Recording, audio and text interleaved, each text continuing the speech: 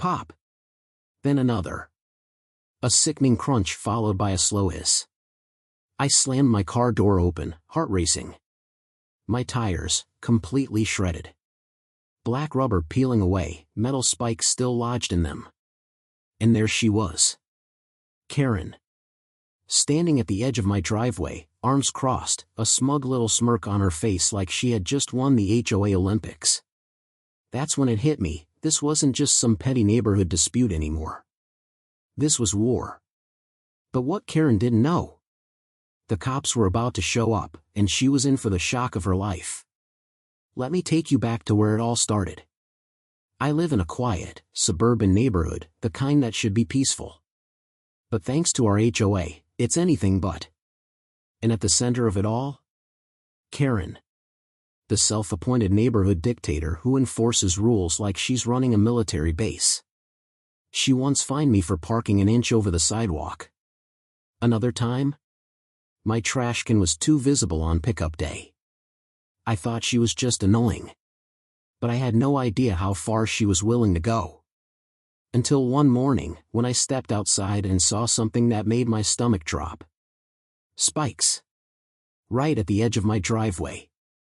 At first, I thought it was a mistake. I was wrong. Because that was just the beginning of a nightmare that would end with Karen in handcuffs. Let me tell you exactly how it happened. At first, I thought it was just bad luck. The morning after my tires got shredded, I grabbed a broom and started clearing the mess. That's when I noticed something weird. The spikes weren't random debris. They were deliberately placed at the exact spot where my car's tires would roll. A chill ran down my spine. Maybe it was some reckless teenagers messing around? Or a construction mistake. I didn't want to jump to conclusions, so I cleaned it up and moved on. But the next morning, they were back.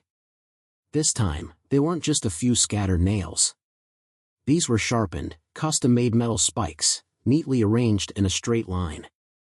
Now, it was impossible to ignore. Someone was doing this on purpose. I scanned the neighborhood, looking for any sign of movement. Empty streets. A few joggers. No one suspicious. But something told me I was being watched. I felt my blood boil. This wasn't just some prank, this was targeted. Still, I needed proof. So that night, I set up a small security camera, carefully angling it toward the driveway. If someone came back, I'd see everything. And what I captured? Let's just say it changed everything. Because the next morning, when I checked the footage, I nearly dropped my phone. There, in the grainy black and white recording, was a figure sneaking onto my driveway. And when I zoomed in, it was Karen. I stared at my phone screen, my heart pounding. There she was, Karen. The self-appointed queen of the HOA, sneaking onto my driveway like some cartoon villain. The footage wasn't blurry. It wasn't a trick of the light. It was her. In her usual nosy neighbor outfit, crouching low, carefully placing the spikes right where my tires would hit. I couldn't believe it. Why? Was this some twisted form of revenge? A power move? Or was she just that unhinged? A part of me wanted to march over to her house right then and there, pound on her door, and demand answers. But I stopped myself. If she was bold enough to do this twice, she'd do it again. I needed more proof. So, I left the spikes exactly where they were and waited. The next morning, I walked out to my car like nothing was wrong. I opened the door, turned the ignition.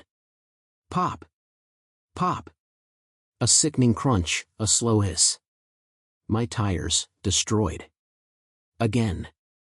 I clenched my fists so hard my nails dug into my palms. That was it. No more waiting. No more patience. It was time to end this. I wasn't just dealing with an HOA nuisance anymore. This was personal. And if Karen wanted to play dirty, I'd play smarter. That night, I upgraded my security cameras, high resolution, perfect angles. I even installed motion-triggered alerts. Then, I set my trap. Instead of real tires, I placed spares, ones I didn't care about. I wanted Karen to think she was winning. Because the next time she pulled this stunt, the cops would be waiting. My tires were gone, but my patience was too. Karen thought she was winning this little war, but she had no idea she was walking straight into a trap. Calling the cops now would be too easy. She'd deny everything, play the innocent victim, and maybe even weasel her way out of it. No. I needed undeniable proof.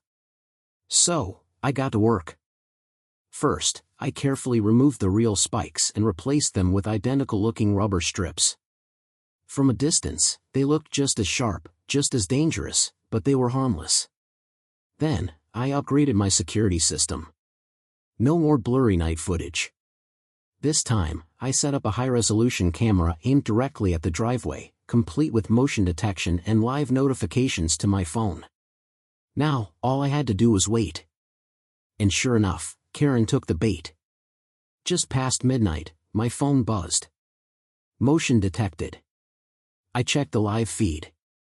There she was, slinking through the shadows like a raccoon in yoga pants, carrying a fresh batch of spikes. This time, I wasn't just watching. I was acting. I dialed 911. I have someone trespassing on my property. She's vandalizing my driveway right now. And I have it all on camera. Dispatch assured me officers were on their way. But I wasn't done yet. I stepped outside, making sure she saw me. Karen froze. Busted. Her eyes darted to the driveway, then to me, then back to the driveway. She didn't know what to do. But I did. You really thought you'd get away with it? I said, arms crossed, phone still recording. She stammered, looking for an excuse, but before she could even open her mouth, red and blue lights flashed down the street. Karen whipped around, pure panic on her face. The cops had arrived. And in that moment, she knew. She was done. Karen thought she had won. She thought she had me trapped, helpless, at her mercy. But she had no idea I was 3 steps ahead. Calling the cops right away would have been a mistake. She'd deny it, twist the story, and probably walk away like she always did. No, I needed undeniable proof. So, I set the perfect trap. First, I carefully removed the real spikes and replaced them with identical-looking rubber strips. From a distance, they were indistinguishable from the real thing, sharp, menacing, and ready to pop another set of tires. Then, I upgraded my security. The small camera I had before? Not enough. This time, I installed a high-resolution, motion-activated camera with night vision, zoom, and a direct live feed to my phone. Every single movement in my driveway would now be crystal clear. Then, I waited. I didn't have to wait long. At exactly 12:47 a.m., my phone vibrated. Motion detected. I tapped the screen, and there she was, Karen, creeping onto my driveway like a burglar. She was holding something in her hands. More spikes. I grinned. She crouched down, carefully aligning the spikes in the exact same spots as before, probably patting herself on the back for being so clever. That's when I stepped outside. Enjoying yourself? I called out. Karen froze. Her head snapped toward me. Panic flashed across her face, but it was too late. Red and blue lights flooded the street. The cops had arrived. Karen bolted upright, frantically looking around like a deer caught in headlights. I casually held up my phone. It's all on camera, Karen. She stammered, scrambling for an excuse. I was just cleaning up. One of the officers stepped forward. Step away from the driveway, ma'am. Karen's face went pale. She knew she was caught. And as the cops cuffed her, her shrill voice rang out into the night, "You can't do this to me. I'm on the whole board." Not anymore. Karen's smirk was gone. The flashing red and blue lights bathed her face in a harsh glow as 2 officers stepped out of their squad car. She spun toward them, instantly switching from sneaky villain to innocent victim mode. "Oh, officers. Thank goodness you're here. I was just trying to clean up some dangerous debris." This man, he's the real problem. His car is an eyesore, and he's been harassing me for weeks. Her voice was all sugar and fake concern, but there was one problem: the camera doesn't lie. I didn't say a word. Instead, I held up my phone and pressed play. The officers leaned in, watching the footage. Clear as day, Karen was right there, placing the spikes. Not once. Twice. Her face drained of color. Panic set in. That's not me. That's doctored footage. He's setting me up, she shrieked, pointing at me like a madwoman. The officers didn't even blink. Ma'am, we have video evidence, and you're trespassing on private property while committing an act of vandalism. Turn around. Her jaw dropped. No. Wait. This isn't fair. One officer reached for his cuffs. Karen took a step back. This is a misunderstanding. I run the HOA. I make the rules, she shrieked. Click. The sound of the handcuffs snapping shut around her wrists was music to my ears. You can't do this. I'm important, she wailed as they led her toward the squad car. I folded my arms. Yeah, you are important, past tense. She shot me a death glare before being stuffed into the back seat. The officers turned to me. You'll need to file a formal complaint, but based on this evidence, she's looking at trespassing, vandalism, and reckless endangerment. I nodded, but honestly, the real victory was watching Karen, the neighborhood tyrant, hauled off in cuffs. As the car pulled away, I took a deep breath. Finally, peace. Or so I thought. Because the next morning, something chilling appeared in my mailbox. A note. Scrawled in jagged handwriting. This isn't over. K. By morning, the neighborhood was buzzing. Karen's arrest was the talk of the town. The HOA wasted no time distancing itself from her. A formal email went out. We do not condone the actions of Mrs. Karen Thompson. She acted alone. Typical. The same people who feared her now acted like they had never even met her. Karen was slapped with hefty fines, court-mandated community service, and, best of all, a restraining order. She was legally barred from stepping within 100 feet of my property.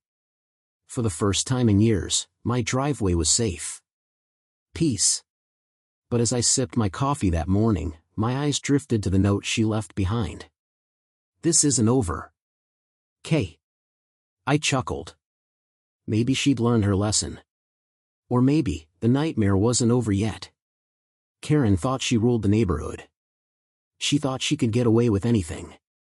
But in the end, justice caught up with her. I played it smart. I didn't stoop to her level. Instead, I let her dig her own grave. And when the cuffs snapped around her wrists, it was over. Or so I thought. As I stood at my mailbox, turning the crumpled note in my hands, this isn't over. K. A chill ran down my spine. Was she planning something? Was this her final act of defiance? Or had I just won the battle, but not the war? Only time would tell.